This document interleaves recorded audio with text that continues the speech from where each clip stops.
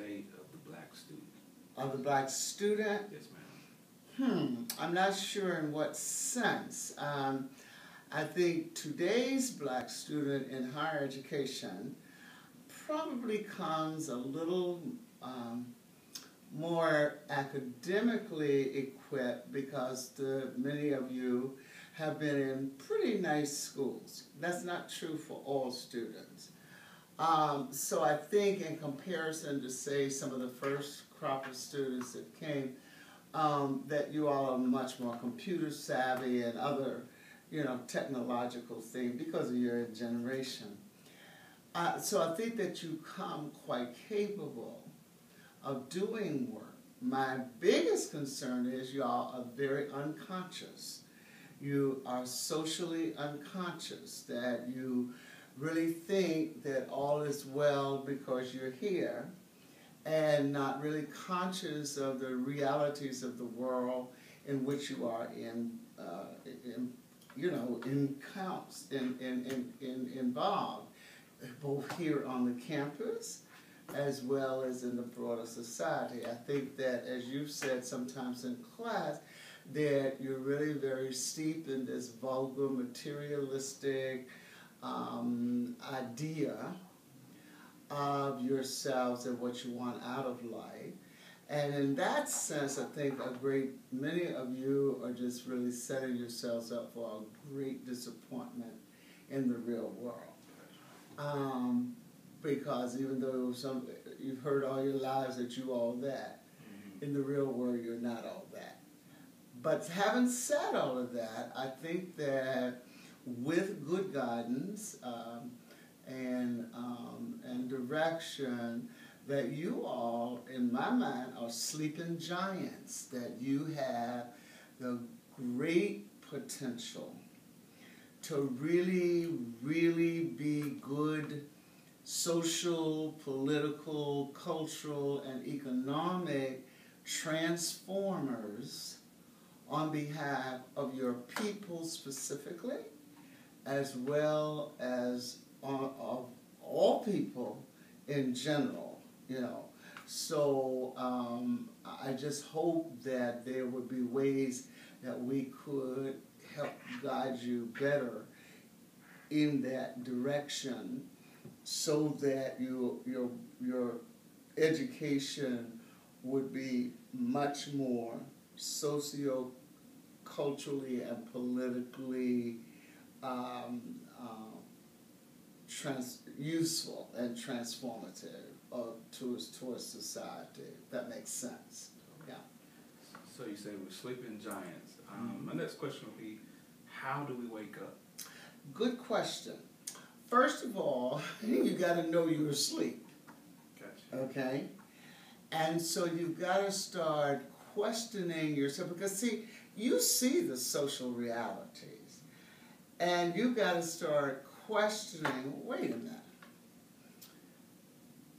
Am I really thinking correctly when I think that because I'm here, everybody has this opportunity? You got to start saying, what were the things that got me here other than my own ambition to be here? Okay? Everybody has an ambition, believe it or not, whether expressed or not, to have a better life, a much more satisfying life. But you all were, some people would couch it in religious terms, blessed enough to get good support that helped you get here, whether that support was in your own families, and not always, whether that support was with teachers in your schools, not always, or a mentor. I'm reminded of my black family class last semester that Ryan was in, and I had students to write papers about themselves and their families and so forth. And so many of them talked about, while their families were not as satisfying towards them as they would have liked, they had great mentors, whether it was a basketball coach or somebody that touched their lives, grab them by the hand and say, come on, you're going this way. And so then the next question is, then how can I repeat that? Okay, just ask the question. That's the beginning stage of waking up, because then you start really looking at the world around you and yourself in it. You begin to see that differently.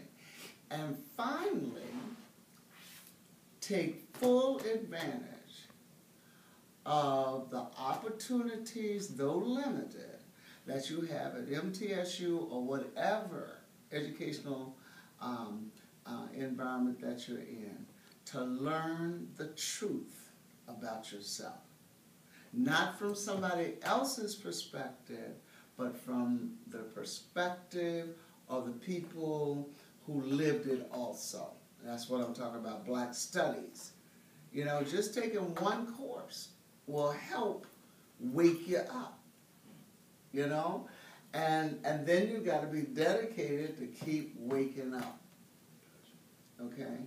But you do have to do that. You do have to say, I know there's some stuff. You can't watch TV and watch this upcoming election, and even if you don't watch the debates at all, you hear about them, if it's a news bite or something, and not be aware that there's a lot of stuff wrong with the picture.